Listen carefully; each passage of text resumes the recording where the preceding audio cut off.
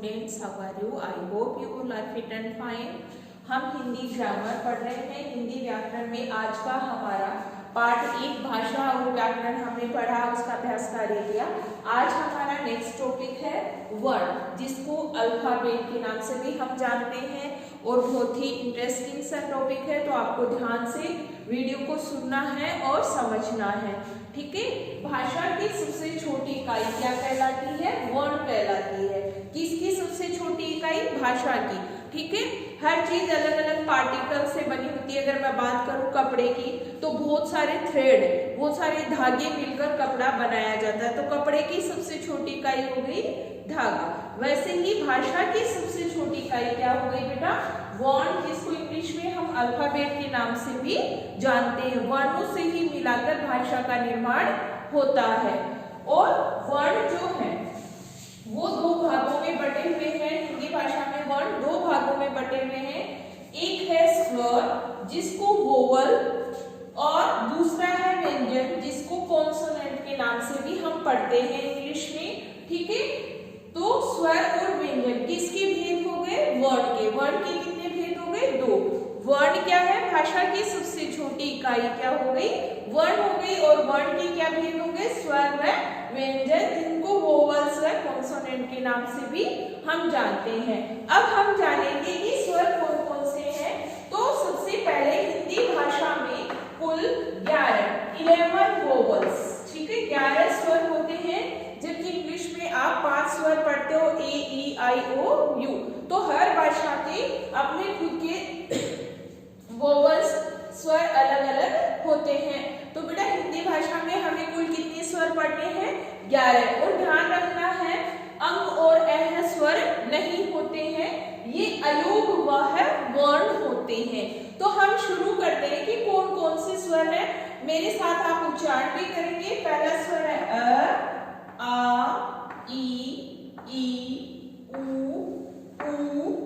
री, ए, ऐ, ओ, औ। ये हो गए बेटा 11 स्वर, जिनको वोवल्स के नाम से भी जानते हैं। और अंग और अह, जिनको ज्यादातर हम स्वर में ही मान लेते हैं, ये स्वर नहीं है, ये अयोग वाह वर्ण है, जिनका अंग का उच्चारण नाक से होता है और इसको हम अनुस्वार के रूप में प्रयोग करते हैं। अब नया शब्द आया हमारे पास कि अनुस्वार क्या होता है ना? जो बिंदी के ऊपर, शब्दों के ऊपर लगा, जैसे व्यंजन के ऊपर लगा हुआ है। ठीक है। एक एग्जाम्पल मैं आपको यहाँ लिख कर बताती हूँ। यहाँ पे मैंने लिखा है रग। क्या लिखा? रग। रग होता है जो ब्लड वेन्स होती है हमारे शरीर के अंदर, बहुत सारे, उनको हिंदी में रग कहा जाता है। अब मैं इसमें अनुस्वार लगा दूं तो क्या बन गया? शाबाश, रंग। तो इस बिंदु से ही शब्द का और रंग शब्द का अर्थ हो गया कलर। ठीक है। रंग यानी कलर, अलग अलग कलर। ठीक है। तो इसका प्रोनाउंसिएशन, इसका उच्चारण और इस शब्द का अर्थ दोनों ही चेंज हो गए। रंग अलग है और यहाँ हो गया रंग। इसका उच्चारण हम नाक से करते हैं, इसका प्रयोग अनुस्वार के रूप में होता है। अनुस्वार क्या होता है? ठीक है, शब्दों के ऊपर लगने वाली बिंदु अनुस्वार, जिसका उच्चारण नाक से होता है। ठीक है। तो ये हमने समझा कि अनुस्वार का बहुत ज्यादा महत्व है। अगर हम उसको सही जगह नहीं लगाएंगे या नहीं लगाएंगे तो उससे शब्द का अर्थ ही चेंज हो जाता है। साथ ही इसके उच्चारण का भी हमें ध्यान रखना है। और दूसरा है अह, जिसको हम विसर्ग के नाम से जानते हैं। क्या किसके नाम से जानते हैं? विसर्ग। विसर्ग हलंत है के जैसे होता है बेटा, हलंत है के जैसे विसर्ग का उच्चारण होता है। मैं ये शब्द यहाँ पर लिखूंगी जैसे अतः। ध्यान से सुनना है, इसके विसर्ग लगाया हुआ है, ये अह का चिन्ह है, जिसको विसर्ग बोलते हैं। विसर्ग का उच्चारण हलंत है के जैसे। हलंत का अर्थ होता है आधा। हलंत शब्द का अर्थ क्या होता है? आधा। जिस शब्द के नीचे राइट हैंड की तरफ ये चिन्ह हम लगा रहे हैं, ये हलंत कहलाता है। इसका मतलब कै आधा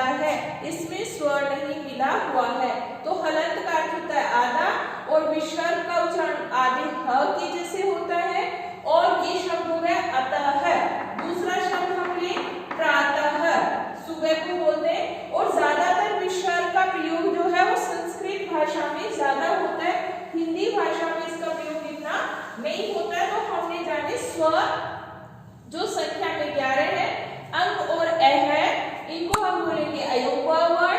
अंग हो गया अनुस्वार और अ हो गया विसर्ग। अब हम नेक्स्ट चलते हैं वर्ण के दूसरा भेद, व्यंजन। दो प्रकार के वर्ण हम पढ़ रहे हैं। पहला हमने पढ़ा स्वर, ठीक है, और इनका उच्चारण स्वतंत्र रूप से होता है।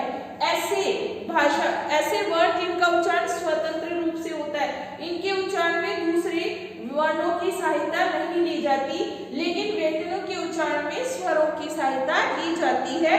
साथ ही जो है स्वरों का प्रयोग व्यंजनों के साथ मात्राओं के रूप में होता है।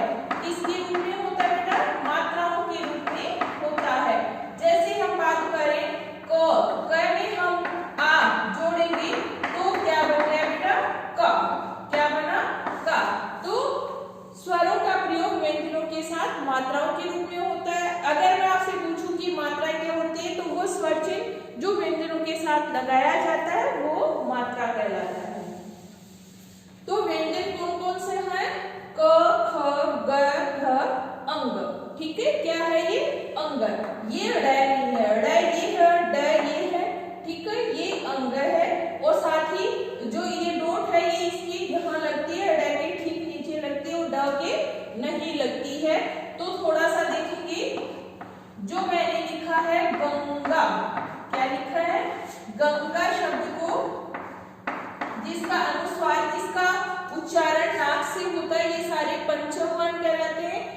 इनमें ये क की क्लास है जिसमें 5 स्टूडेंट हैं। एक एग्जांपल से समझेंगे, ये च की क्लास है, ये ट की, त की, पे, इनमें 5-5 है। और अंतिम वाले का जो वर्ण है, व्यंजन है, उसका उच्चारण नाक से होता है। अनुस्वार के रूप में हम इसका प्रयोग करते हैं। यहाँ पे गंगा जो हमारी पवित्र नदी मानी गई है, अगर हम इसका वर्ण विच्छेद करें या इस तरीके से लिखें तो ये भी शुद्ध गंगा, जो बीच में ध्वनि आ रही है, साउंड आ रही है, वो अंगर की। ठीक है, ये समझना है। और यहाँ पर मैंने लिखा है जिसको हम क, ख, ग, ड़ आप बोल देते हैं, तो ड़ नहीं होता, इसमें ड़ का प्रयोग हुआ सड़क। ये ड़ नहीं है, ये जो ड़ है ये है, ठीक है, सड़क। और तीसरा होता है ड, डमरू। क्या होता है? डमरू। तो बेटा अंग अलग है, ड अलग है और ड अलग है, ये तीनों अलग अलग व्यंजन है। ठीक है, ड अतिरिक्त व्यंजन में आता है। ये क की क्लास है, वापस से उच्चारण देखेंगे, क, ख, ग, घ और अंग। ठीक है, घ, ठीक है, जिसको हमने घ से घड़ी सीखा है, इसके भी लिखते समय हमें ध्यान रखना है, ये है घ से धनुष। जिस ऊपर से गोल व्यंजन जितने भी होते हैं उनके सिरोरेखा, सिरोरेखा होती है शब्दों के ऊपर लगने वाली लाइन, सिरोरेखा कहलाती है। ये वाली लाइन सिरोरेखा, ये भी गोल है ऊपर से, तो ये सिरोरेखा इनकी क्रॉस नहीं होती है, इस चीज का ध्यान रखना है। तो ये घ है, ये घ है, थोड़ा सा ही डिफरेंस है, बस इतना ही।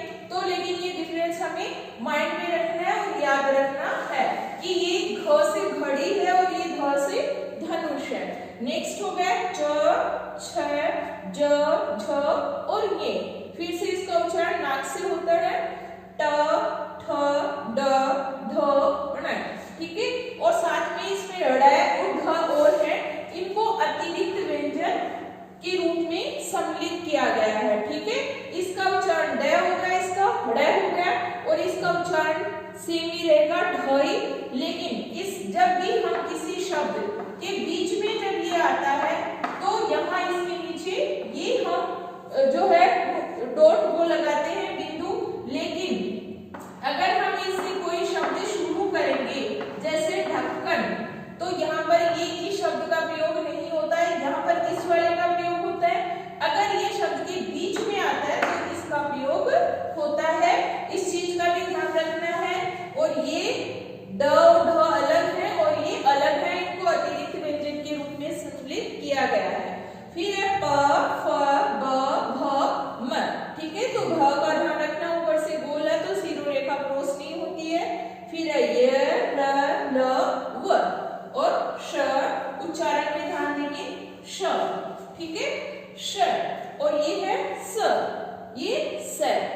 सीकर और ह, श, स, से, हर। ओके, अब है संयुक्त व्यंजन। ठीक है, ये व्यंजन हमने पढ़े। एक व्यंजन का एक पार्ट और है संयुक्त व्यंजन। ये व्यंजन अतिरिक्त व्यंजन एक्स्ट्रा।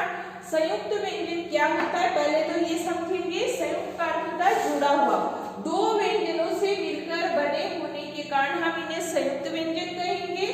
ये संख्या में 4 है। संयुक्त व्यंजन संख्या में कितने हैं? 4 है, क्ष, त्र, गे और स्र। ओके, और संयुक्त व्यंजन क्यों कहा जाता है इनको? क्योंकि ये दो व्यंजनों से मिलकर बने।